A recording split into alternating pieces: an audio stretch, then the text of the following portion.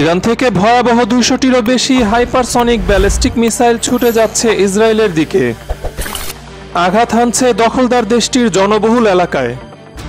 গত 1 অক্টোবর মঙ্গলবার রাতে এই ঘটনা ঘটে।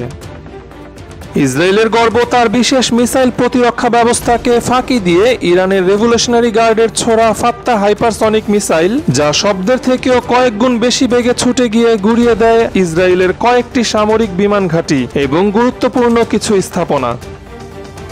কেন হঠাৎ ইরান এত বড় পরিসরে ইসরায়েলের মতো শক্তিধর দেশে আক্রমণ করলো এবং এর নেপথ্যের কারণই বা কি, তা জানবো আজকের এই ভিডিওতে।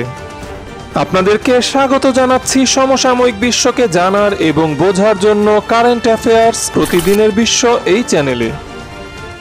মার্কিন যুক্তরাষ্ট্রের সবথেকে গুরুত্বপূর্ণ এবং কৌশলগত মিত্র ইসরায়েল।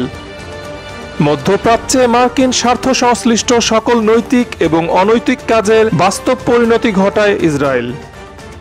ইসরায়েল ফিলিস্তিনি ভূখণ্ডের ওপরে প্রতিষ্ঠিত একটি দখলদার রাষ্ট্র। ইসরায়েলি গোয়েন্দা সংস্থা মোসাদ বিশ্বের সবথেকে মারাত্মক এবং দুর্ধর্ষ গোয়েন্দা সংস্থা। অন্যদিকে মধ্যপ্রাচ্যে নিজেদের অস্তিত্বকে টিকিয়ে রাখতে এবং নিজেদেরকে মধ্যপ্রাচ্যের নেতৃস্থানীয় পর্যায়ে নিয়ে আসার জন্য ইরান অনেকদিন ধরেই চেষ্টা করে যাচ্ছে। ইরান নিজেদের প্রতিরক্ষা এবং অন্য দেশের ওপরে চাপ দিতেই কিছু মিলিশিয়া গ্রুপকে পরোক্ষভাবে সমর্থন এবং পৃষ্ঠপোষকতা করে যাচ্ছে। এমনই একটি গ্রুপ হচ্ছে লেবানিজ শিয়া হিজবুল্লাহ গ্রুপ। 2024 সালে হিজবুল্লাহ প্রধান হাসান নাসরুল্লাহ বৈরুতে ইসরায়েলি বিমান হামলায় নিহত হন।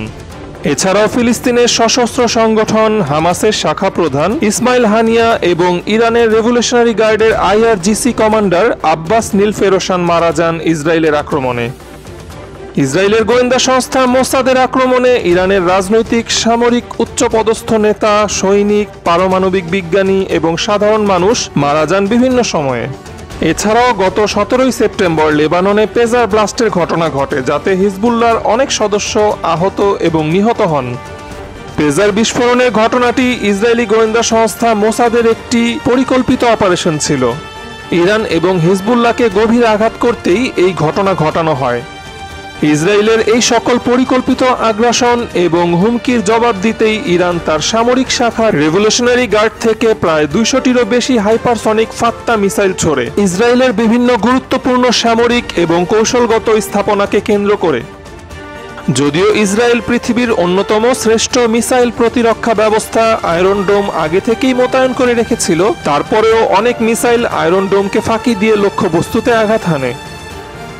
আন্তর্জাতিক সংবাদ মাধ্যমের থেকে জানা যায়, ইসরায়েলের 3টি সামরিক বিমান ঘাঁটি নেভাতিম, হেটজেরিম এবং তেল নোভেতে ইরানি মিসাইলের আঘাতে ব্যাপক ক্ষয়ক্ষতি সাধিত হয়েছে। এসব বিমান ঘাঁটি থেকে ইসরায়েল তার F-16 এবং F-35 বিমানের মতো অত্যাধুনিক বিমান দিয়ে মধ্যপ্রাচ্যের বিভিন্ন দেশে সামরিক অভিযান পরিচালনা করত। ইরানি মিসাইল আক্রমণে ইসরায়েলের রাতের আকাশ আলোর ঝলকানিতে ঝলসে ওঠে।